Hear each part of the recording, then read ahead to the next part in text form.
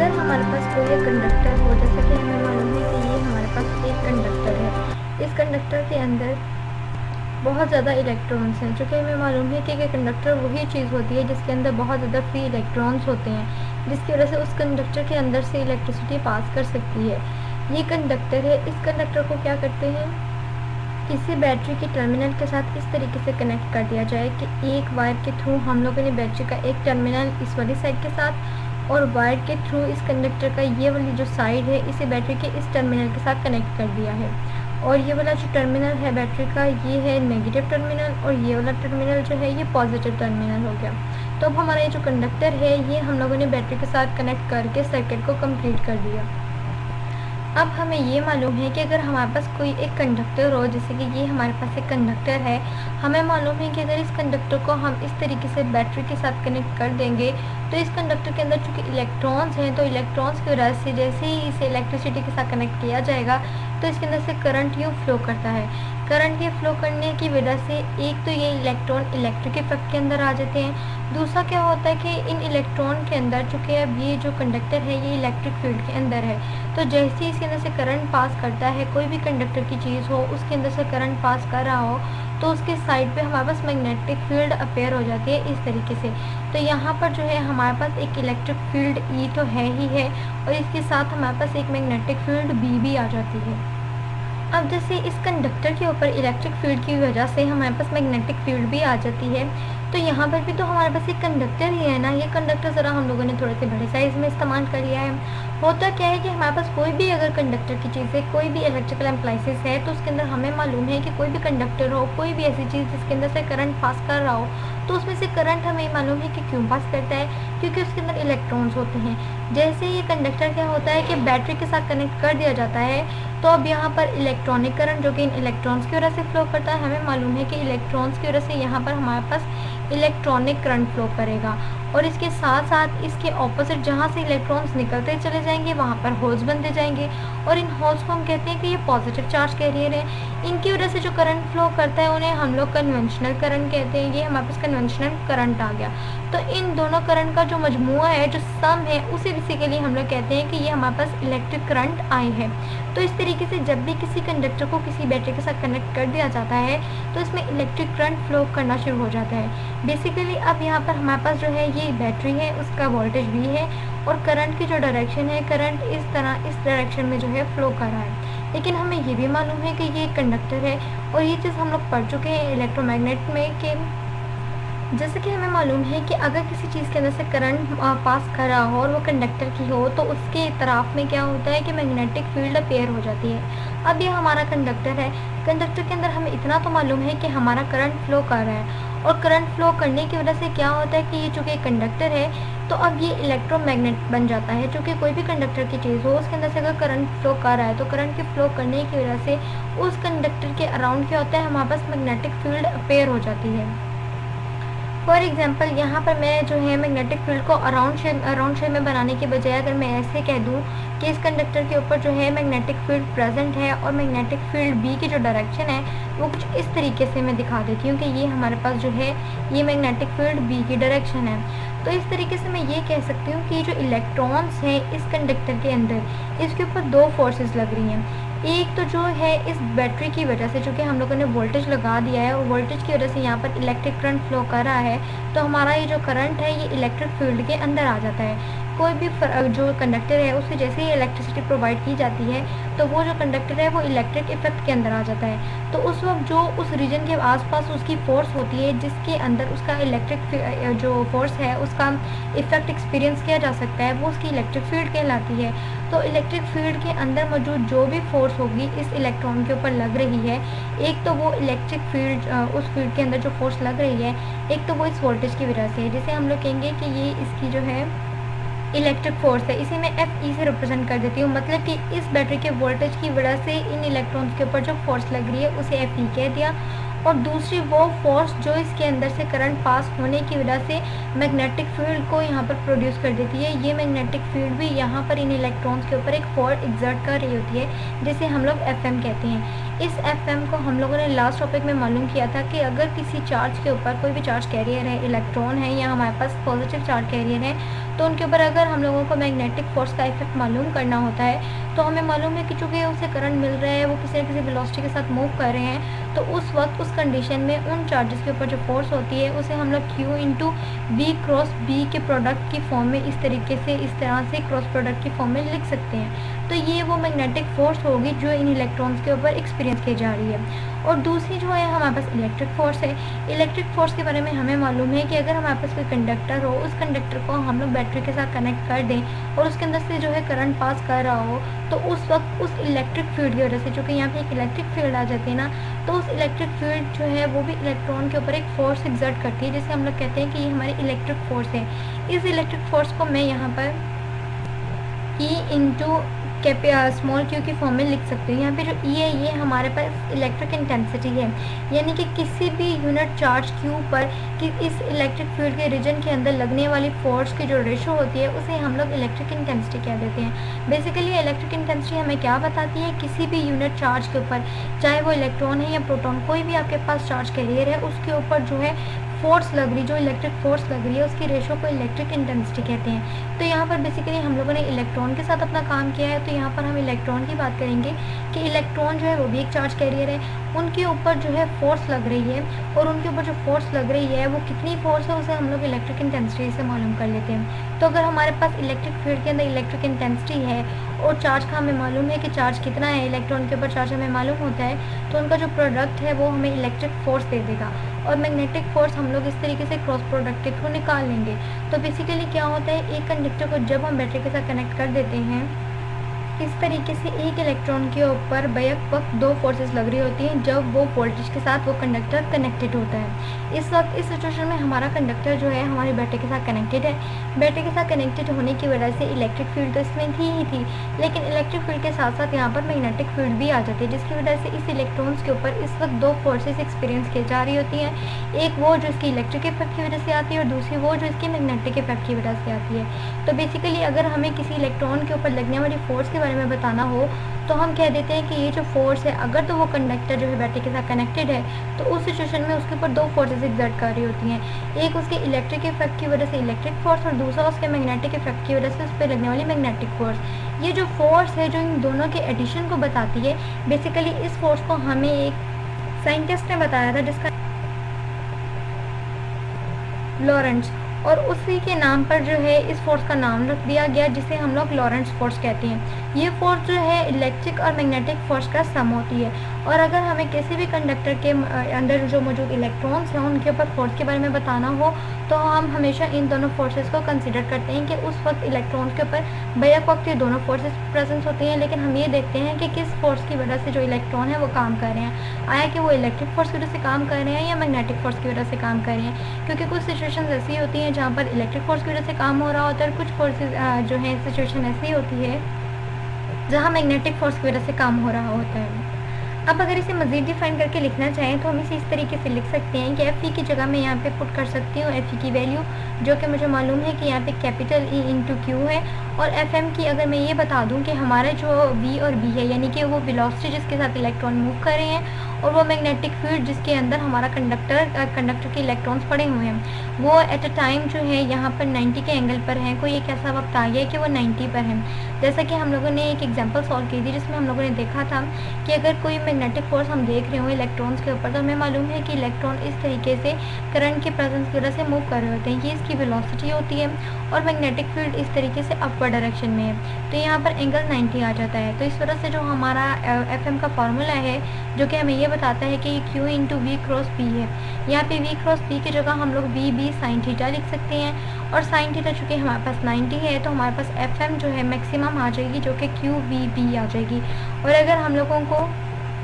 ये ना मालूम हो कि एंगल 90 है, फॉर एग्जांपल कि हमारी जो बी है वो इस तरीके से लग रही है, इंक्लाइंड एंगल पे लग रही है और वी जो है इस डायरेक्शन में ही मूव कर रहा है, तो यहाँ पे कोई ना कोई सर्टेन एंगल होगा। इसलिए बाज़ औक़ात हम लोगों को एंगल ना मालूम होने की वजह से या 90 ना होने की वजह से यहाँ पर साइन थीटा को पुट करना पड़ता है। तो मैं इस सिचुएशन में क्या करूँगी, चूँकि मुझे एंगल के बारे में मालूम नहीं है तो मैं इस पूरे के पूरे फॉर्मूले को उठा के इस इक्वेशन ए कह देते हैं, इस इक्वेशन ए में मैं पुट कर देती हूँ। तो यहाँ पे मेरे पास Q V B sine theta आ जाएगी। तो बेसिकली लॉरेंट्ज फोर्स को हम लोग F E plus F M की फॉर्म में भी लिख सकते हैं और Q E plus Q V B sine theta की फॉर्म में भी लिख सकते हैं।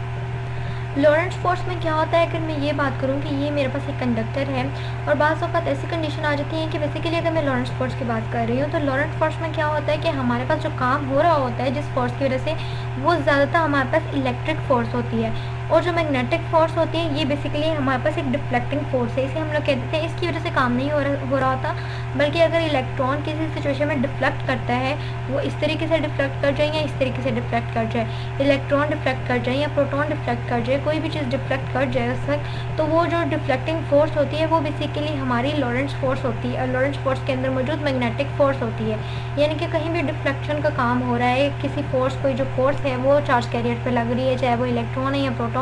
और उनकी वजह से वो इलेक्ट्रॉन या प्रोटॉन थोड़ा सा डिफ्लेक्शन शो करते हैं, तो जो डिफ्लेक्शन उनमें आया होता है वो बेसिकली मैग्नेटिक फोर्स की वजह से आता है। तो लॉरेंट्ज फोर्स के अंदर मौजूद मैग्नेटिक फोर्स को हम लोग कह देते हैं कि ये बेसिकली हमारे पास डिफ्लेक्टिंग फोर्स है, और जो काम होता है लॉरेंट्ज फोर्स के अंदर वो बेसिकली हमारे इलेक्ट्रिक फोर्स की वजह से होता है। जैसे कि फॉर एग्जांपल हम ये देख लेते हैं इस सिचुएशन में,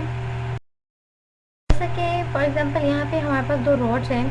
ये इस तरीके की हमारे पास रॉड है, इसे हम लोगों ने पॉजिटिव चार्ज कर लिया और इसे हम लोगों ने नेगेटिव चार्ज कर लिया। अब हमारे पास दो सिचुएशन है, हम लोग दो सिचुएशन ले लेते हैं, ये हमारे पास फर्स्ट केस है, इसी तरीके से हम लोग एक यहाँ पे सेकंड केस रख लेते हैं। होता क्या है इन दोनों केसेस में, एक काम तो सेम ही है कि हम लोगों ने एक प्लेट को जो है पॉजिटिव चार्ज कर लिया इस तरीके से, और जो दूसरी प्लेट है यहाँ पर उसे हम लोगों ने नेगेटिवली चार्ज कर लिया है इस तरीके से। अब हमें ये भी मालूम है कि जो हमारी इलेक्ट्रिक फील्ड लाइंस होती हैं वो किस डायरेक्शन में होती हैं, हमारे पॉजिटिव से नेगेटिव की डायरेक्शन में इस तरीके से होती हैं। ये हमारी इलेक्ट्रिक फील्ड लाइन है, इसे मैं इस तरीके से रिप्रेजेंट कर देती हूँ जो कि पॉजिटिव से नेगेटिव की डायरेक्शन में है। ये इस तरीके से यहाँ पर भी पॉजिटिव से नेगेटिव की डायरेक्शन में जा रही है। अगर तो मैं एक इलेक्ट्रॉन लूँ कि हम लोग अभी यहाँ पे फॉर एग्जांपल फर्स्ट केस है ये हमारा, जिसमें दो कंडीशन है, ये फर्स्ट केस है जिसमें दो हमारे पास अगले केसेस हैं। हम लोग यहाँ पे एक इलेक्ट्रॉन को ले लेते हैं, और अगर एक इलेक्ट्रॉन को मैं लेकर इलेक्ट्रिक फील्ड के अंदर इस तरीके से रख दूँ तो इलेक्ट्रॉन क्या होता है, चूँकि इलेक्ट्रॉन के पास नेगेटिव चार्ज है तो इलेक्ट्रॉन जो है पॉजिटिव डायरेक्शन में इस तरीके से पॉजिटिव प्लेट की तरफ मूव करना शुरू हो जाएगा, क्योंकि डिफरेंट पोलैरिटीज़ हैं। हमें मालूम है कि सिमिलर पोलैरिटीज़ एक दूसरे को रिपेल करती हैं, और अगर हमारे पास जो है यहाँ पे अपोजिट पोलैरिटीज़ हों तो ये एक दूसरे को अट्रैक्ट करती हैं इस तरीके से। तो यहाँ पे क्या होगा कि इलेक्ट्रॉन जो है वो जो है पॉजिटिव प्लेट की तरफ मूव करना शुरू कर देंगे। लेकिन अगर मैं इसकी बजाय ऐसा करूँ कि मैं इलेक्ट्रॉन को इलेक्ट्रिक फील्ड में रखने की बजाय अगर इलेक्ट्रॉन को प्रोजेक्ट कर दूँ, जैसे ही मैं इलेक्ट्रॉन को प्रोजेक्ट करूँगी, जैसे कि ये हमारा इलेक्ट्रॉन है और इसे मैं प्रोजेक्ट करूँ, तो होता क्या है कि जब इलेक्ट्रॉन को प्रोजेक्ट किया जाता है तो ये इलेक्ट्रॉन जो है डिफ्लेक्टिंग फोर्स यूज़ करते हुए यूँ डिफ्लेक्शन शो करता है। इसे हम लोग अपर डायरेक्शन में प्रोजेक्ट करते हैं, और जैसे किसी चीज़ को प्रोजेक्ट किया जाता है तो वो डिफ्लेक्शन शो करती है। यहाँ पे मेरा इलेक्ट्रॉन था, इस इलेक्ट्रॉन को हम लोगों ने इस तरीके से प्रोजेक्ट किया। जब इसे प्रोजेक्ट किया तो क्या होता है कि चूँकि इसके ऊपर नेगेटिव पोलैरिटी है तो ये पॉजिटिव प्लेट की तरफ अट्रैक्ट करेगा, लेकिन अट्रैक्ट इस तरीके से नहीं करेगा कि बिल्कुल सीधे ही रास्ते उसकी तरफ अट्रैक्शन शो करे, बल्कि अब यहाँ पे मैंने इसके प्रोजेक्ट किया है। तो जब किसी चीज़ को प्रोजेक्ट किया जाए, इलेक्ट्रॉन हो या प्रोटॉन, तो वो क्या करता है, डिफ्लेक्टिंग फोर्स यूज़ करता है। यहाँ पर इसने एफ को यूज़ किया है। एफ के बारे में हमें मालूम है कि ये यहाँ पर जो है डिफ्लेक्टिंग फोर्स है, और यहाँ पे जो इलेक्ट्रिक फील्ड है, इलेक्ट्रिक फोर्स है, उसे हम लोग एफ कह देते हैं, जिसकी वजह से बेसिकली ये काम कर रहा है। लेकिन जो इसकी डिफ्लेक्शन हुई है, इसकी डिफ्लेक्शन हमारे पास मैग्नेटिक फोर्स की वजह से होती है। तो इस तरीके से अगर किसी इलेक्ट्रॉन को आप प्रोजेक्ट करते हैं तो प्रोजेक्शन की वजह से वो अपनी मैग्नेटिक फोर्स को इस्तेमाल करते हुए प्रोजेक्ट हो जाता है। और अगर आप उसे बिल्कुल छोड़ देते हैं, एक इलेक्ट्रिक फील्ड के अंदर प्रोजेक्ट नहीं करते, तब वो क्या करता है, तब वो सिंपल काम कर रहा होता है और उस वक्त अपनी इलेक्ट्रिक फील्ड की जो है इलेक्ट्रिक फोर्स को इस्तेमाल करते हुए नेगेटिव प्लेट की तरफ जो है अट्रैक्ट हो जाता है। तो इस सिचुएशन में हमारे पास जो है प्रोजेक्टेड फोर्स आ जाती है, जिसे हम लोग एफ कहते हैं, और इस सिचुएशन में एफ आ जाती है। बेसिकली हमें इस तरह से कहना चाहिए कि अगर किसी जगह पे प्रोजेक्शन होती है तो प्रोजेक्शन में जो काम हो रहा होता है वो बेसिकली डिफ्लेक्टिंग फोर्स की वजह से हो रहा होता है, और अगर किसी जगह प्रोजेक्शन नहीं हो रहा, बल्कि सिंपल इलेक्ट्रॉन्स मूव कर रहे हैं, तो उस सिचुएशन में जो काम हो रहा होता है वो हमारी इलेक्ट्रिक फोर्स की वजह से होता है। अब इसी तरीके से हम अब एक और केस ले लेते हैं। उस केस में हम क्या करते हैं कि ये हमारे पास यहाँ पर भी पॉजिटिव चार्ज है, ये पॉजिटिव चार्ज प्लेट है, और यहाँ पर हमारे पास नेगेटिवली चार्ज प्लेट है। इस तरीके से जैसे ही हम लोगों ने फर्स्ट कंडीशन में, फर्स्ट केस में किया, इसे हम लोग सेकंड केस कह लेते हैं। इसी तरीके से यहाँ पर हम लोगों ने एक प्लेट ली उस प्लेट में यहाँ पे ये हमारे पास पॉजिटिव चार्जेस आ रहे हैं और यहाँ पर जो है एक प्लेट नेगेटिव चार्जेस आ रहे हैं। यहाँ पर भी जो हमारे पास मैग्नेटिक लाइन्स जो इलेक्ट्रिक लाइन्स ऑफ फील्ड है वो इस तरीके से हैं। यहाँ पे इलेक्ट्रिक फील्ड मौजूद है तो यहाँ पे इलेक्ट्रिक लाइन्स ऑफ फोर्स आएंगी इस तरीके से हमारे पास। और सिमिलरली यहाँ पे भी हमारे पास इलेक्ट्रिक लाइन्स ऑफ फोर्स आएंगी इस तरीके से, जो कि पॉजिटिव से नेगेटिव की डायरेक्शन में जा रही होती हैं। अब हम क्या करते हैं, पहले केस में हम लोगों ने इलेक्ट्रॉन्स को यूज़ किया, अब इस सेकेंड केस में हम यहाँ पे प्रोटॉन यूज़ कर लेते हैं जिसके ऊपर क्यू पॉजिटिव चार्ज है। अगर मैं इस प्रोटॉन को या पॉजिटिव चार्ज कैरियर को इस इलेक्ट्रिक फील्ड के अंदर रख दूं तो चूंकि ये सिमिलर पोलैरिटी है तो इसको रिपेल करेगा और ये प्रोटॉन क्या करेगा, नेगेटिव चार्ज प्लेट की तरफ अट्रैक्ट करते हुए इसी तरीके से चलता चला जाएगा। अब ये इलेक्ट्रॉन चूंकि यहाँ पे मैंने इसे प्लेस किया था, मैंने इसे प्रोजेक्ट नहीं किया, तो इस सिचुएशन में इसने जो काम किया है ये अपनी इलेक्ट्रिक फोर्स की वजह से किया है। और अगर मैं क्या करूँ कि इस प्रोटॉन को यहाँ पर प्रोजेक्ट कर दूँ तो प्रोजेक्शन की वजह से क्या होगा कि ये जो है काम तो करेगा लेकिन डिफ्लेक्शन शो करेगा और अब भी अपोजिट पोलैरिटी की वजह से नेगेटिव प्लेट की तरफ ही अट्रैक्ट करेगा, लेकिन प्रोजेक्शन की वजह से, चूँकि मैंने इसे प्रोजेक्ट किया है तो प्रोजेक्ट की वजह से यहाँ पे डिफ्लेक्टिंग फोर्स आ जाती है और उस डिफ्लेक्टिंग फोर्स जिसे हम लोग FM कहते हैं उसकी वजह से ये जो प्रोटॉन है इसने काम किया। तो इस तरीके से हमारी जो है इलेक्ट्रिक फोर्स और हमारी डिफ्लेक्टिंग फोर्स जो है वो काम करती हैं डिफरेंट इलेक्ट्रिक फील्ड के अंदर, कि हम उसे कब प्रोजेक्ट करते हैं। ये हमारे इलेक्ट्रॉन को काम कराने के मेथड पर डिपेंड करता है कि हमारा कि उसे सिंपल इलेक्ट्रिक फील्ड के अंदर छोड़ देते हैं या उसे प्रोजेक्ट करके छोड़ते हैं। और इलेक्ट्रॉन्स की प्रोजेक्शन के भी डिफरेंट मेथड होते हैं कि हम इलेक्ट्रॉन को किस तरीके से प्रोजेक्ट करें कि वो एंटी क्लॉकवाइज मूव करेगा या किस तरीके से प्रोजेक्ट करें कि वो क्लॉकवाइज मूव करेगा, ये चीज़ भी डिपेंड करती है। लेकिन ये बेसिकली लॉरेंट्ज फोर्स के बारे में था कि लॉरेंट्ज फोर्स जो है वो इलेक्ट्रिक फील्ड और मैग्नेटिक फील्ड दोनों पे डिपेंड करती है, दोनों का सम होता है, लेकिन जो लॉरेंट्ज फोर्स में काम होता है वो इलेक्ट्रिक फोर्स की वजह से होता है। और मैग्नेटिक फोर्स जो है वो हमारे पास लॉरेंट्ज फोर्स के अंदर मैग्नेटिक डिफ्लेक्टिंग फोर्स होती है।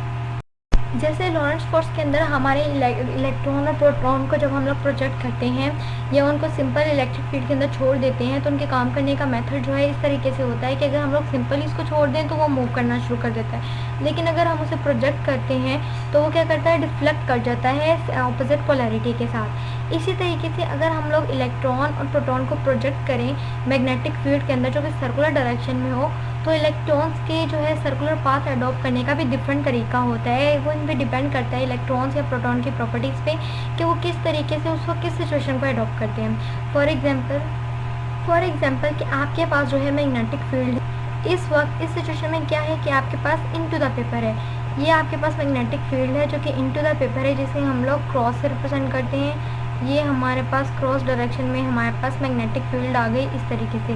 अब हमने अपने प्रोटॉन को, सबसे पहले हम लोग अपने प्रोटॉन की एग्जांपल ले लेते हैं,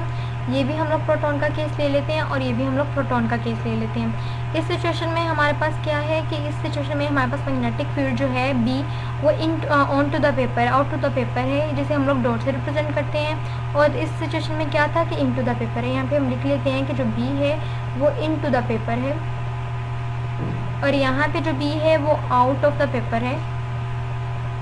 जिसे हम लोगों ने डॉट से रिप्रेजेंट किया है। तो इस तरीके से यहाँ पे हमारे पास दोनों सिचुएशन में हमारे पास मैग्नेटिक फील्ड भी आ गई। अब इन मैग्नेटिक फील्ड में क्या करना है, हमने अपने प्रोटॉन को प्रोजेक्ट करना है। अब इन दोनों सिचुएशन में हम क्या करेंगे कि हम अपने इलेक्ट्रॉन्स को जो हमारा प्रोटॉन है जिसे हम लोगों ने एग्जाम्पल में लिया है इसे प्रोजेक्ट करते हैं। अगर इन दोनों केसेस में हम इस तरीके से करें कि हमने जो अपने प्रोटॉन को प्रोजेक्ट करना है वो इस सिचुएशन में करें कि हम इसे लेफ़्ट टू राइट प्रोजेक्ट करें और परपेंडिकुलर प्रोजेक्ट करें अपनी मैग्नेटिक फील्ड के, मतलब कि इलेक्ट्रॉन को हमने प्रोजेक्ट करना है from left to right, left से राइट करना है और परपेंडिकुलर करना है मैग्नेटिक फील्ड के। जब हमारे पास ये वाली सिचुएशन आ जाए कि हमारे पास B जो है इनटू द पेपर हो और इनटू द पेपर के अंदर हम लोगों ने अपने प्रोटॉन को प्रोजेक्ट करना है अपनी B के परपेंडिकुलर, लेकिन उसकी जो प्रोजेक्शन का मेथड है वो लेफ़्ट से राइट होना चाहिए। तो जब ऐसे सिचुएशन होती है हम अपने इलेक्ट्रॉन को जो है वो प्रोजेक्ट करते हैं फ्रॉम लेफ़्ट टू राइट और वो B के परपेंडिकुलर होता है, तो हमारा ये जो चार्ज Q है जिसे हम प्रोटॉन कह रहे हैं ये इस तरीके से एक सर्कुलर पाथ अडॉप्ट कर लेता है। लेकिन उस सर्कुलर पाथ अडॉप्ट करने के दरमियान ये जो पॉजिटिव चार्ज Q है इसकी डायरेक्शन हो जाती है एंटी क्लॉकवाइज। ये इस पूरे के पूरे सर्कल के अंदर जो है एंटी क्लॉकवाइज इस तरीके से मूव करता हुआ अपने सर्कल को कंप्लीट कर लेता है। इसी तरीके से अगर आपके पास प्रोटॉन है, इस प्रोटॉन को आप ऐसी मैग्नेटिक फील्ड के अंदर लेफ्ट से राइट बी के परपेंडिकुलर प्रोजेक्ट करें और बी जो है आउट ऑफ द पेपर हो, तो उस सिचुएशन में क्या होता है कि हमारा पॉजिटिव चार्ज क्यू जो है यहाँ पर भी सर्कुलर पाथ अडॉप्ट कर लेता है। लेकिन इस सर्कुलर पाथ केस थोड़ा सा उल्ट हो जाता है। यहाँ पे जो हमारे पास क्यू है वो क्लॉकवाइज डायरेक्शन में इस तरीके से मूव करना शुरू कर देता है। तो हमारे पास ये जो प्रोटॉन है इसकी मूवमेंट के डिफरेंट तरीके आ जाते हैं कि इसकी जो मूवमेंट है डिपेंड करती है कि किस मैग्नेटिक फील्ड के अंदर मूव कर रहा है, वो इनटू द पेपर है या आउट ऑफ द पेपर है, बस इस पे डिपेंड करता है। क्योंकि प्रोजेक्शन की तरीका तो सेम है, हमने अपने जो प्रोटॉन है उसको प्रोजेक्ट करना है लेफ्ट से राइट। दोनों केसेस में हम लोग, इस केस में जो है हम लोग लेफ्ट से राइट प्रोजेक्ट करते हैं और इस केस में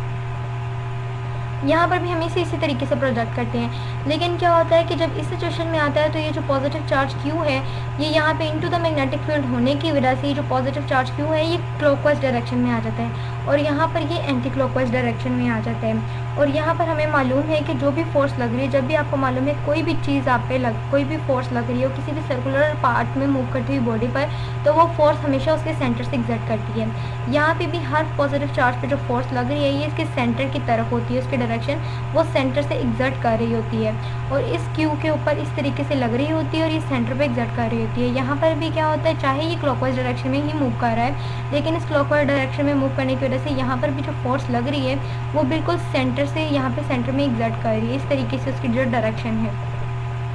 और ये इसकी मैग्नेटिक फोर्स है। और ये जो एरो रिप्रेजेंट कर रहा है, ये एरो इसकी वेलोसिटी को रिप्रेजेंट कर रहा है कि कितनी वेलोसिटी के साथ, जैसे हम लोग टेंजेंशियल वेलोसिटी भी कह सकते हैं कि कितनी वेलोसिटी के साथ इस सर्कुलर पाथ के अंदर मूव कर रहा है। तो हर टेंजेंट पे हमें इसकी वेलोसिटी के बारे में भी पता चल जाता है और इस पर लगने वाली मैग्नेटिक फोर्स के बारे में भी पता चल जाता है। तो ये तो प्रोटॉन के बारे में था। इसी तरीके से अगर हम क्या करें कि अगर हम इलेक्ट्रॉन का केस लें और इलेक्ट्रॉन के केस के अंदर भी क्या करें कि यहाँ पे दो मैग्नेटिक फील्ड ले लें, एक इनटू द पेपर और एक आउट ऑफ द पेपर। ये हमारे पास जो है मैग्नेटिक फील्ड है जो कि इनटू द पेपर है। इस तरीके से यहाँ पर हम लोगों ने इसे इनटू द पेपर बना लिया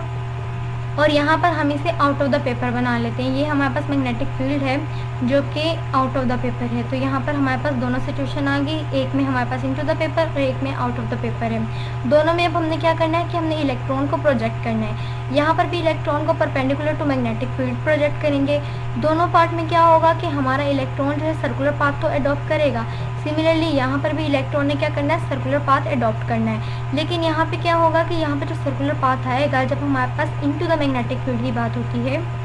तो इनटू द मैग्नेटिक फील्ड में क्या होता है कि हमारे ये जो नेगेटिव चार्जेस हैं यानी कि इलेक्ट्रॉन्स ये क्लॉकवाइज पाथ अडॉप्ट कर लेते हैं। इस तरीके से क्लॉकवाइज पाथ में मूव करते हुए एक वेलोसिटी क्यू से अपना सर्कुलर पाथ जो है कंप्लीट करते चले जाते हैं। यहाँ पर भी जो मैग्नेटिक फोर्स लगती है इन चार्जेस पर वो इस सर्कल के मिड से लगती है, सेंटर पर एग्जर्ट करती है। सिमिलरली जब हम लोग आउट ऑफ द पेपर की बात करते हैं तो यहाँ पे जब हम अपने इलेक्ट्रॉन को प्रोजेक्ट करते हैं तो इलेक्ट्रॉन क्या करता है, प्रोटॉन के रिवर्स काम करता है। ये जो है एंटी क्लॉकवाइज इस तरीके से मूव करना शुरू कर देता है विद सम वेलोसिटी और यहाँ पर भी जो हर चार्ज के ऊपर फोर्स लग रही होती है वो इसके सेंटर से एग्जर्ट कर रही होती है और इस वक्त जो फोर्स होती है वो फोर्स हमारे पास मैग्नेटिक फोर्स होती है जो कि मैग्नेटिक फील्ड के अंदर जो है काम कर रहा है। तो इस तरीके से चाहे इलेक्ट्रॉन हो या प्रोटॉन हो काम ये भी करते, जैसे इन्हें प्रोजेक्ट किया जाता है किसी भी मैग्नेटिक फील्ड के अंदर, चाहे वो इनटू द पेपर हो या आउट ऑफ द पेपर, तो उनके जो सर्कुलर पाथ अडॉप्ट करने का तरीका है वो डिफरेंट हो जाता है। वो डिपेंड करते हैं कि किस मैग्नेटिक फील्ड के अंदर इन्हें हम लोगों ने प्रोजेक्ट किया है